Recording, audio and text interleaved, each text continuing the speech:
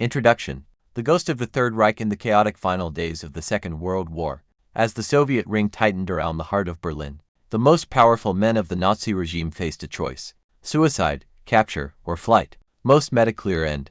But one man, perhaps the most dangerous of them all, simply walked into the smoke of history and never walked out. Heinrich Müller, the chief of the secret state police, the Gestapo, was the architect of domestic terror. He was not a flamboyant orator like Goebbels or a mystic like Himmler. He was a cold, precise bureaucrat of death. He was present in the Freire bunker until the very end, yet today, his fate remains the greatest unsolved mystery of the post-war era. For 80 years, the world has asked, how does the most watched man in Europe simply vanish? Chapter 1. The Mechanic of Munich. To understand the man, we must look at his origins. Heinrich Müller was born in Munich in 1900. Unlike many in the Nazi elite who came from upper-class backgrounds or were failed intellectuals, Müller was a man of the working class. He began his adult life as an apprentice aircraft mechanic. When the Great War broke out, he didn't hesitate. By 1917, he was a pilot for an artillery unit, earning the Iron Cross for his bravery in the skies.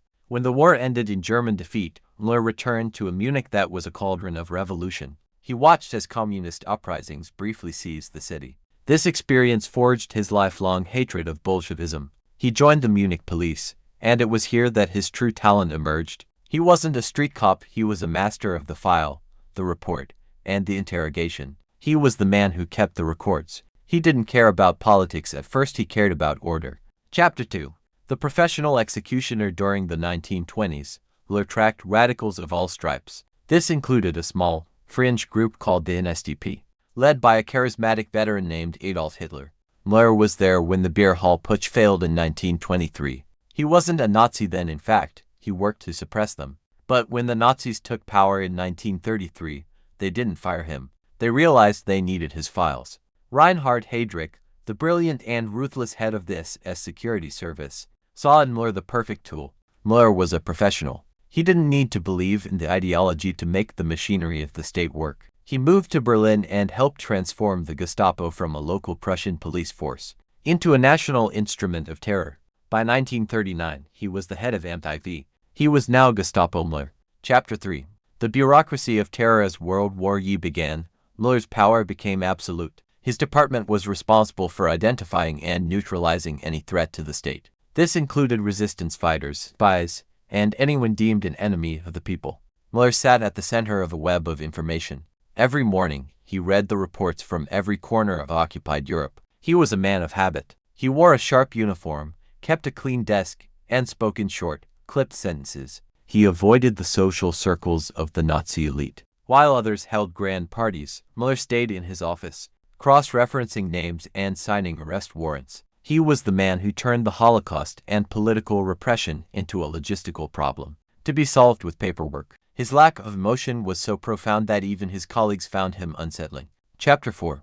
The 20th of July and the final investigation. Müller's most significant role during the war came in late 1944. After Klaus von Stauffenberg's bomb failed to kill Hitler at the Wolf's Lair, the regime went into a frenzy of revenge. Müller was the lead investigator. He didn't just arrest the conspirators, he mapped out the entire network of the German resistance. Under his direction, the Gestapo used enhanced interrogations to extract every name.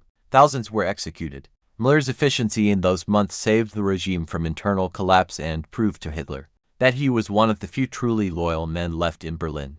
As the Allies closed in from east and west, Müller didn't look for a way out. He prepared for the end. Chapter 5. The bunker and the disappearance. April 1945. Berlin is a ruin.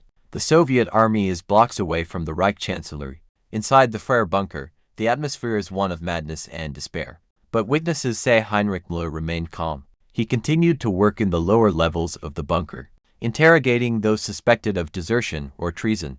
One of his last victims was Hermann Fegelein, Himmler's liaison. Even as the world ended, Müller ensured the traitor was punished. On April 30th, Hitler committed suicide. The following day, May 1st, Müller was seen for the last time. He reportedly told an associate, "We know the Western methods exactly. I have no intention of being taken prisoner by the Russians." And then, he was gone.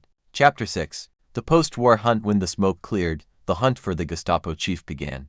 The Americans wanted him for his knowledge of Soviet tactics. The Soviets wanted him for his crimes against the state, but they found nothing.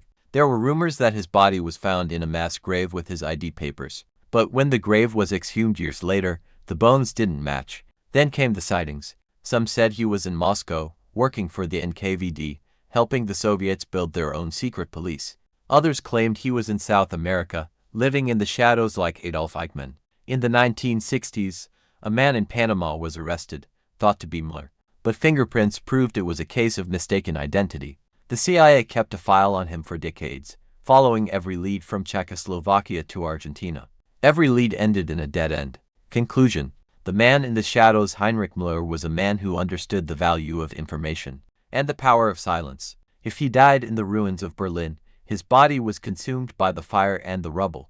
If he escaped, he was the only top-tier Nazi to truly get away with it, taking the secrets of the Gestapo to his grave. He remains a chilling reminder of how a common policeman can become an instrument of unimaginable evil, and how, in the chaos of war, even the most notorious criminals can vanish like ghosts. Thank you for watching this investigation. History is full of shadows. Help us shine a light on them by liking this video and subscribing to the channel.